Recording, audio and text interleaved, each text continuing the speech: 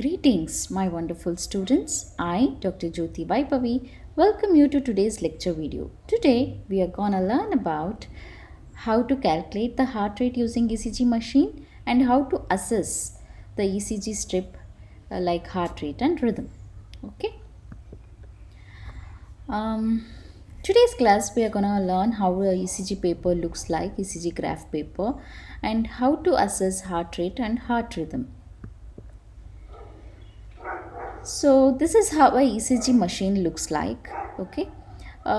When you go to any clinic or a hospital, you find wide range of ECG machines. Sometimes you would have seen a ECG machine like this, which is very modernized version, and sometimes you would have seen a old ECG machine like this, which with real operatable buttons.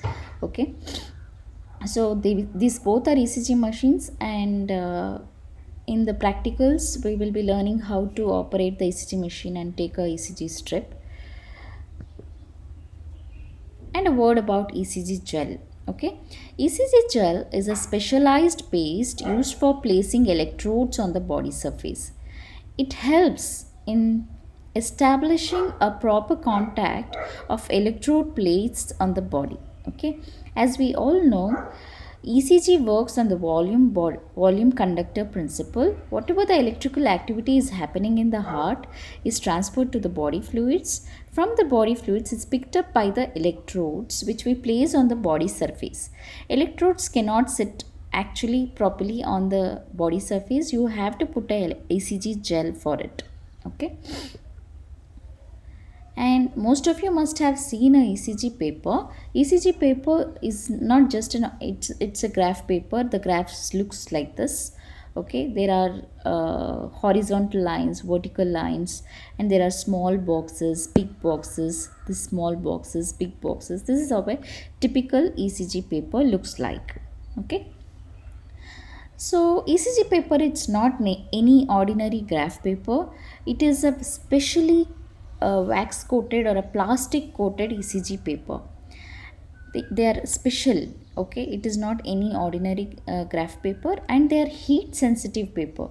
So whenever ECG part of the ECG paper is touched with the heat sensitive thing, there is a mark coming there, and the whatever the recordings of the ECG you are seeing on a ECG paper, it's not due to ink but due to a heated stylus. Okay, so the stylus is attached to the galvanometer. Whenever the galvanometer deflects as positive and negative, even the heated stylus deflects as up and down. When it is deflecting, it touches the ECG paper. When it is touching, it marks a mark. Okay, this heated tip of this moving stylus, when it moves on this plastic coated ECG wax paper, we get a recording. So coming to the ECG paper, there are horizontal lines as well as vertical lines. Horizontal lines represent the time, whereas the vertical lines represent the voltage. So, needle will fluctuate when electrical events of the cardiac cycle produces cardiac vectors, and when the cardiac vectors are produced, the galvanometer uh, fluctuates. When the galvanometer fluctuates, the stylus which is attached to the galvanometer also fluctuates and produces either positive or negative deflection. Okay, I hope this is clear. So coming to the ECG paper, it looks like this. Okay, it is made up of small squares which is of millimeter. Okay, the small squares are there, and for every small squares there is 5 small squares. There are one heavy lines put in both the planes, for the horizontal as a vertical plane. Okay, so you can see the small squares here. These small square, if I enlarge this one big square here, there are it is made up of 5 small squares. Okay, and each small square is of 1 millimeter area. That is the length is 1 millimeter, breadth is 1 millimeter, and each big square there are 5 small squares. Okay, so this is of the area of 5 millimeter. Okay, so this is how the ECG paper graph is tabulated. Okay, then a word about the calibration. So, how to check whether your ECG machine is correctly recording, how to check whether your ECG electrodes are properly placed is by checking this calibration. Okay, it should before taking a ECG, it should be well calibrated. So, how to check for whether it is well calibrated? You should see the calibration spike. You can see the square things over here, square graphs. These are called as the calibration spikes. So that for every 1 millivolt signal produces a 10 millimeters deflection. As you know, one big box is 5 millimeter, so you should at least get a 2 big boxes when it is calibrated. Okay, so you get a rectangular box when you calibrate. It should be around 10 millimeter tall. So ECG is calibrated in two steps. Okay, as we know, it has both horizontal lines as well as vertical lines. So we all over the world, they have set a standard like 1 millivolt should produce a 10 millimeter deflection. As you can see here, see there are 5 small boxes, another 5 small boxes. This is a standard deflection what you get. So 1 millivolt should produce 10 millimeter and a speed. Okay, so the two stages of calibrating a ECG machine is by calibrating the voltage as well as the speed. The voltage should be 1 millivolts is equal to 10 millimeter, whereas the speed should be 25 millimeter per second. Okay, how to check if your ECG machine is well calibrated? Okay, this is how it looks like. Electrocardiograph must be properly calibrated so that 1 millivolt produces a 10 millimeter deflection. Modern units are electronically calibrated, but older ones you have to manually calibrate the button, as I showed in the machines previously. In this figure, you can see here this figure, the standardization mark produced when the machine is correctly calibrated is a rectangular wave, or sometimes it looks like a square wave of around 10 millimeter tall. You can see this is one big box and another big box. When you count also, it should be around 9 to 10 squares. Okay, this is called as normal standardization. So you get waves like this. Okay, sometimes what happens, for example, some patients will have electronic pacemakers, so they produce very large waves. Okay, you cannot, the ECG machine with this calibration cannot be recorded on the ECG paper. In that cases, what we do, we half the standardization. Okay, we half it in such a way that 1 millimeter produces just 5 millimeter deflection. Okay, like this. So this is made either when a patient is having an electronic pacemaker, or he is having a maybe a ventricular hypertrophy. So you'll get very big waves which cannot be recorded. Then we have the standardization, and sometimes we have to double the standardization. If in some cases you get very small waves which cannot be seen on the ECG paper, then we double the standardization, that is 1 millivolts is equal to 20 millimeter squares. So here you can see it is double the standardization. It's almost like 1 2 3 4 big squares, that is 20 small squares. So 1 millivolt is giving this much standardization. This is for very rare cases where ECGs cannot be recorded. That cases we double the standardization. Okay, usually world over standardized ECG calibration shows 1 millivolts is equal to 10 millimeter tall. Okay, and coming to the ECG speed. Conventionally, ECG is taken at a speed of 25 millimeter per second world over, and this is a standardized. Sometimes there is another button called as 50 millimeter per second or 10 millimeter per second, but generally we take it as 25 millimeter per second. Okay, so if it is 25 millimeter per second, as we know, one small box is 1 millimeter, So one big box is 5 millimeter. So 5 big boxes or 25 small boxes per second. Okay. So if we can take this out, here you can see that there are 5 boxes per second, or 5 big boxes per second, or 25 small boxes per second. Okay. So if I just take one box and calculate, that is, for 1 second there is one big box. Okay. So for 1 second there's 5 big boxes. For one big box, 5 big boxes 1 second. So how many for one box, how much seconds? If you calculate, it is around 1 by 5, that is 0.2 seconds. And for 25 small boxes is equal to 1 second.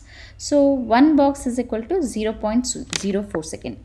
Henceforth, whenever I am saying the time, whenever I'm telling you about talking about the time, about the how many minutes or how many seconds, you should always remember one box is equal to zero point 0.2 seconds and one small box is equal to 0.04 seconds. This is very easy. If you remember this part, it will be very easy to calculate the heart rate. Okay, so let me repeat this. So we have calibrated the ECG machine in such a way that there are, for per second, the ECG machine is moving 25 small boxes. Okay, 25 small boxes, because one small box is equal to 1 millimeter. As you can see, for 1 second we are getting 25 small boxes or 5 big boxes. So in that case, so if I calculate, if I have to just take one box, so I can say that for 1 second 5 big boxes are moving. So I have to just calculate for one box, then one box is equal to 1 second by 5, which is 0.2 seconds, right? So per second there are 25 small boxes moving. 25 small boxes is equal to 1 second. So one small box is equal to 1 by 25, that is 0.04 second. You have to remember this. One big box is equal to 0.2 seconds, one small box is equal to 0.04 seconds. Okay, this is all you have to remember. To make it more simpler, so for per second we have 5 boxes. For 1 minute, how many boxes? So 1 minute is 60 seconds. 1 into 60, that is 5 into 60, we get 300 big squares, right? And for 1 minute, how many small boxes you get? For 1 second we are getting 25 small boxes or small squares. For 1 minute we get 25 into 60, that is 1500 small squares. Okay, this in the side of your brain, please remember this. You have to remember this. You have to remember, and you just have to make a mark in your brain that every big box, every big square is 0.2 seconds. Every small box or every small square is 0.04 seconds. Okay. So ECG analysis, whenever you take a ECG strip, first you have to see whether it is calibrated properly, what is the speed and what is the calibration spike you're getting. Second is you start analyzing the ECG. So first and foremost thing is assess your patient, he should be fine. Okay, then you see the ECG strip. Read every strip from left to right, starting at the beginning of the strip. So then you have to put a 5-step systematic approach. Okay, so we are going to learn today how to analyze the ECG, assess the rate, assess the rhythm, second step, then assess the P wave, QRS complex and PR interval. These are the things you have to assess in every ECG strip you take. So this is how you look like. First you have to read from left to right and see what's the speed and what is the calibrated voltage and the speed, and then you see every PQRST complex. If all of them look similar, you have to check every QRS there is a P wave and a T wave. Before every QRS there is a P wave in all the waves, and after every QRS there is a T wave. Then you have to check for the PR interval. These are the 5 steps you have to see. First you have to check the rate, rhythm, then you have to check whether P waves are there, QRS waves are there, and PR interval are there. In this today's lecture, we are just gonna learn about the rate and rhythm. In the next upcoming classes, we'll learn how to assess the P wave, QRS complex, and T wave as well. Okay. Then first step in analyzing ECG is to determination of the heart rate. Okay.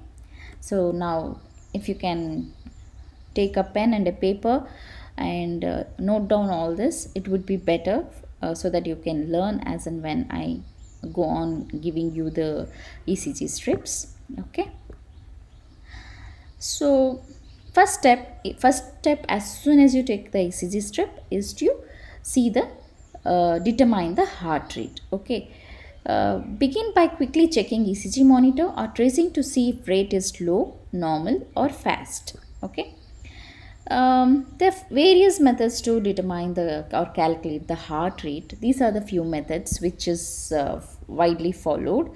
1500 method, box method or the 300 method, 300, 150, 100, 75, 60, 50 method, 6-second interval method, and rate calculator method. Okay, so these are the most important things. You can follow any of these. Okay. So first is 1500 method. You remember, if you set the ECG paper for 25 seconds per 25 millimeter per second, then for 1 minute it is 1500 boxes, isn't it? 25 into 60 is 1500. So that's why this 1500 box has come. So very simple. Take a ECG strip and find any two QRS complexes. And this does not require any special tools, only little bit math calculation to determine the heart rate. But one thing you have to make sure for this 1500 method is that you cannot use this for irregular heartbeats. This is only used for regular heartbeats. See, so how to find out whether they are regular? Just check all the QRS whether they are look similar, and after rate I will tell you how to check the regularity. But for now we'll learn how to check the 1500 method. So check for any two R waves. This is the start point, the first R wave, and the second R wave is the end point. You mark it. Okay, start point and end point. And now we calculate how many small squares are there in these two R waves. Let's check. Okay, this is one big box is equal to 5 squares, isn't it? 5 small squares. 1, 2, 3, 4, 5, 6, 7. There are 7 big boxes, and then 1, 2, 3. 3 small boxes. So 7 5s are 35, 36, 37, 38. So there are 38 small boxes between two R waves, that is the RR interval we say. So if you calculate 1500 by 38, we get 40 beats per minute. So the heart rate of this patient with this ECG strip is 40 beats per minute. Isn't it easy? So you just have to calculate the number of small big boxes between any two R waves and then divide it by 1500. Okay, and it is one of the most accurate method and widely accepted method and quick to do. But only thing is that you can't do with the irregular heart rates. Okay, and this is a question for you. So please grab your paper and pen and tell me what is the heart rate of this patient. Okay. Then moving on to 300 method. It's also called as the box counting method. It's also like 1500 method only. It's one of the most accurate methods used, most quick methods to use, but it cannot be used for irregular heart rhythms. 25 millimeter per second is the speed.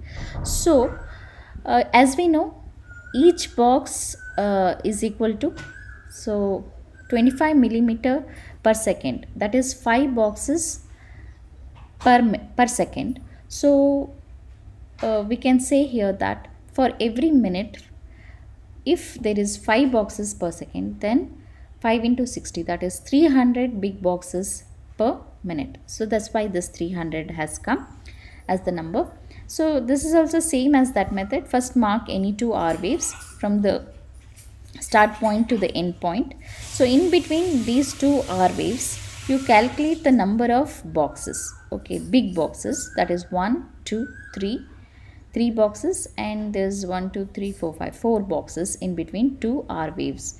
So there are 4 boxes, 300 divided by 4, you get 75 beats per minute. So I hope this 1500 and 300 methods are clear. And the number of boxes between any two R waves is called as RR interval.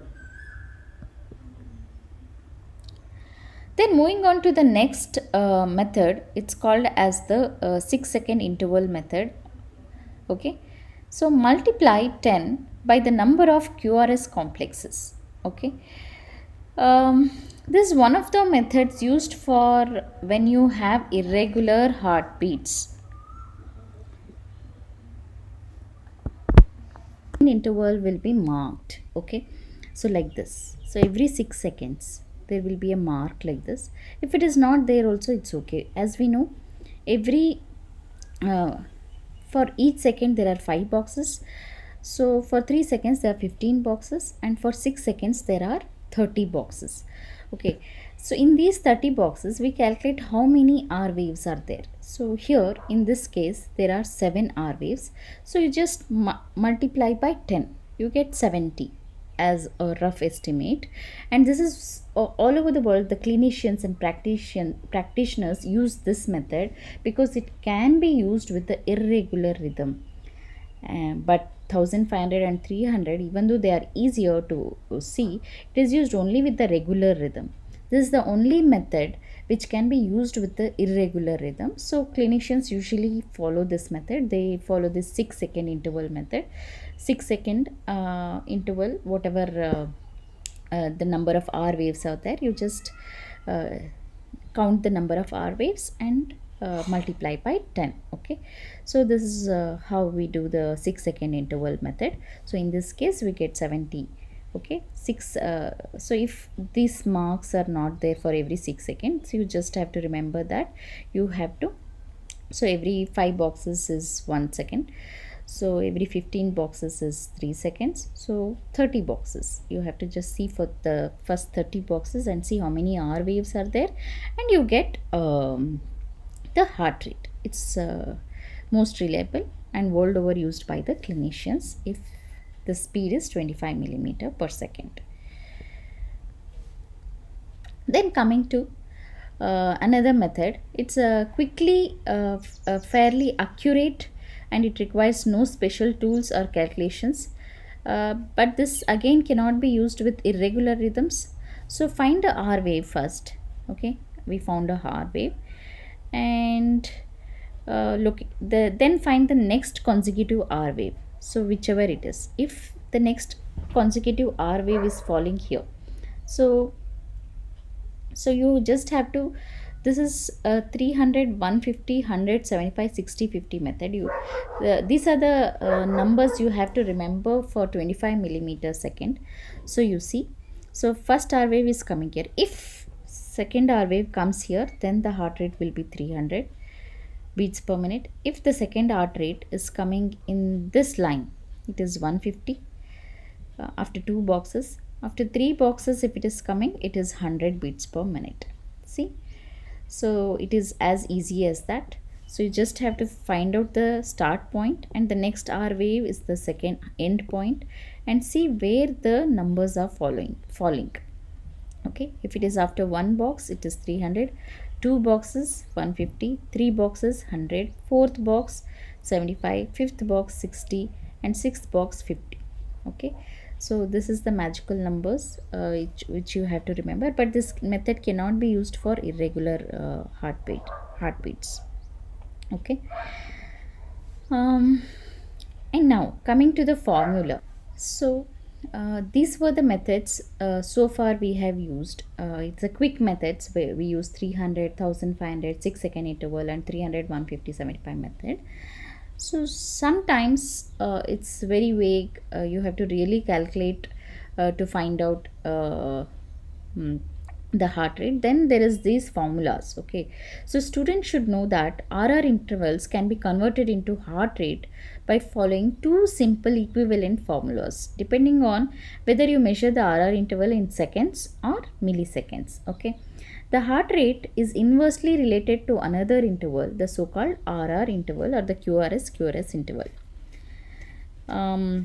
So this is how is the formula. So heart rate in beats per minute is equal to 1 by RR interval in seconds into 60.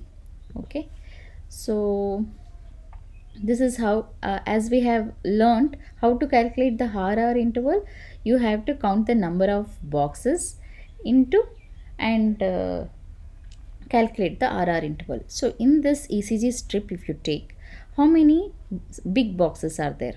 1, 2, 3, 4, 5, 6. 1, 2, 3, 4. Or in between these two R waves, 1, 2, 3, 4, 5, 6, 7 big boxes are there. So 7 big boxes. So one big box is equal to 0.2 seconds, right? Into 7, we get 1.4. So if you calculate it, 1 divided by 1.4 into 60, we get how much? You please calculate and let me know. RR interval is nothing but the number of big boxes or the number of small boxes into its this one. Okay, so 1 divided by 1. So here the RR interval is 7 into 0.2 is 1.4. So 1 divided by 1.4 into 60, we get around 42 beats per minute. As you can see, 1, 2, 3, 4, 5, 6, 7, that is 300 divided by 7, so 42. So in all the methods, if you see also, you get that this formula is right. So if you can't remember anything how to calculate the heart rate, just remember this formula. 1 by RR interval into 60 or 60 by RR interval. Okay, RR interval, either you can take the small boxes or big boxes. You should remember one big box is equal to 0.2 seconds, one small box is equal to 0.04 seconds.